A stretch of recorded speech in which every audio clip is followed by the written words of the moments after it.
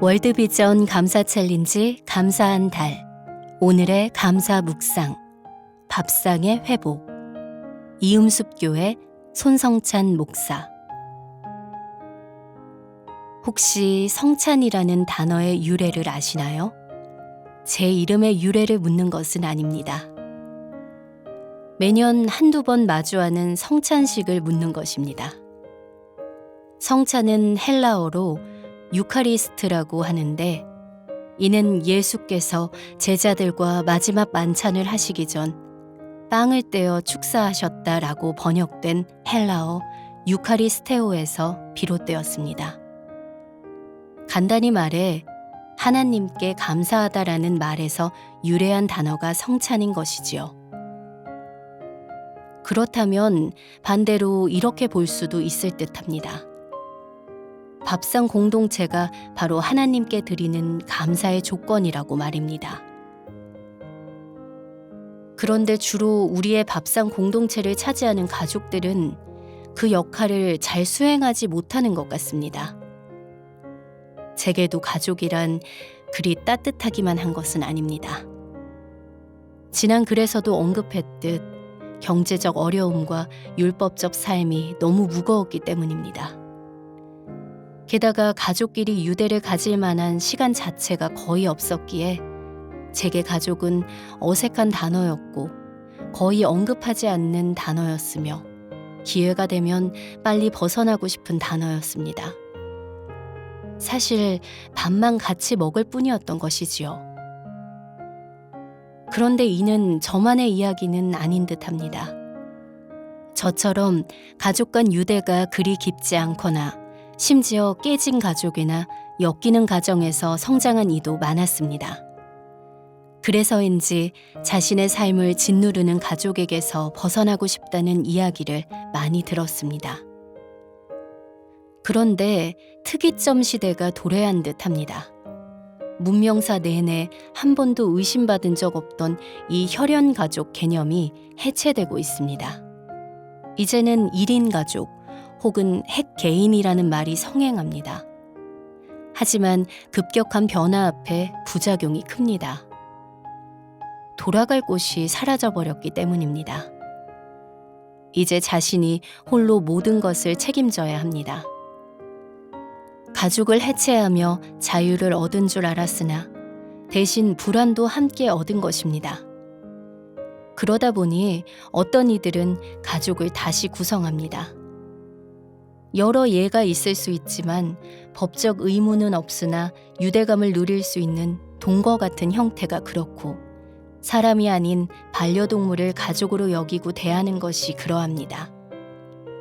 그런데 이러한 방식은 충분하지도 않을 뿐더러 또 다른 사회 문제를 야기함이 분명합니다. 그런데 가족이라는 게 꼭 이렇게만 규정되어야 할까요?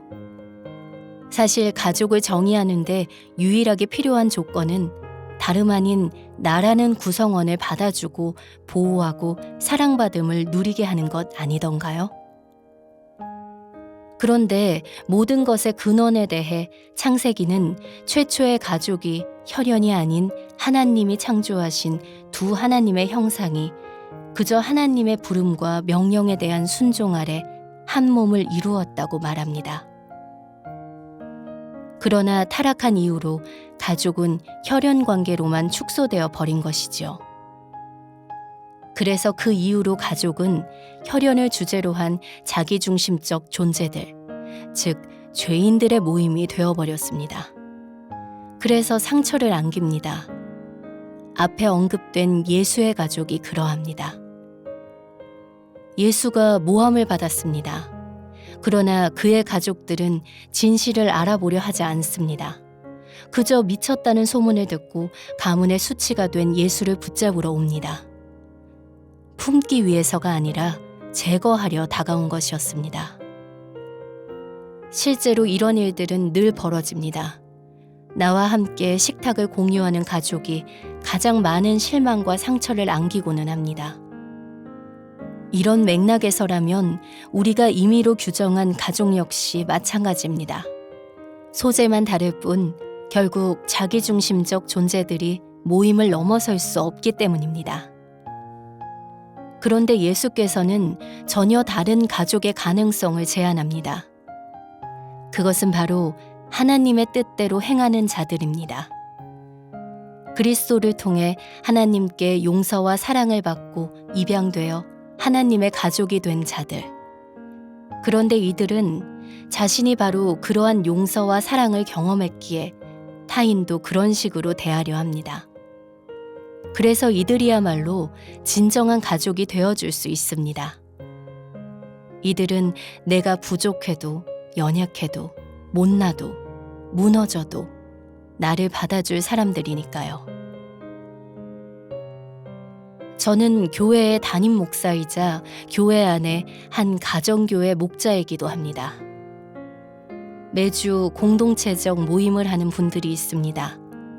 성경이 말하는 그 밥상 공동체의 회복이 필요하다는 신념 아래 그렇게 추구하고 있습니다. 그런데 솔직히 가끔 이 모임이 버거울 때가 있습니다. 분주한 사역 스케줄이 피곤해서 또 관계의 과잉으로 사실 숨고 싶을 때가 있습니다.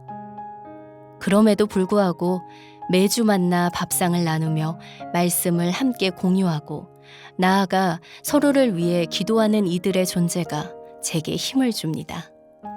실제 이들의 기도로 인해 내 영이 회복되고 기도의 응답이 있으며 나아가 영혼의 환기가 이루어지는 것을 많이 경험했기 때문입니다. 제게는 새로운 가족이, 정말 내게 감사를 불러일으키는 밥상 공동체가 존재합니다. 저만 혜택을 본 것은 아닙니다. 의도치 않았는데 가족이 허물어져 버려 여러 면에 극심한 어려움을 겪은 분이 계십니다. 그러나 이 새로운 가족 공동체의 위로와 기도 가운데 회복하고 그로 인해 감사를 고백하며 이렇게 회복된 이분은 가장 앞장서서 사람들을 먼저 도우려 하고 품으려 하며 기도해 주려고 하십니다. 저는 이 자리에서 세상과 전혀 다른 하나님 나라를 마주합니다. 이처럼 감사를 넘어 존재마저 잃어버릴 수밖에 없는 이 땅에 하나님께서는 밥상 공동체를 남기셨습니다. 육체의 힘만이 아니라 영혼의 힘을 얻을 수 있는 사랑으로 엮인 새로운 가족을 말입니다. 세상은 어떻게든 우리네 가족을 축소시키고 자아를 비대하게 하는 데 집중합니다만 신앙은 하나님이 가족이 되어주시고 또 다른 가족을 넓혀 누리게 합니다. 거기서 공유되는 따뜻한 밥상이 내게 감사를 되뇌게 합니다. 묵상 질문 1. 최근 교회 공동체 안에서 경험한 감사의 순간은 언제였나요? 2. 예수님께서 말씀하신 하나님의 뜻대로 행하는 자들로 이루어진 새로운 가족 개념에 대해 생각해 봅시다. 그들과의 관계가 당신의 삶과 신앙에 어떤 변화를 가져왔나요?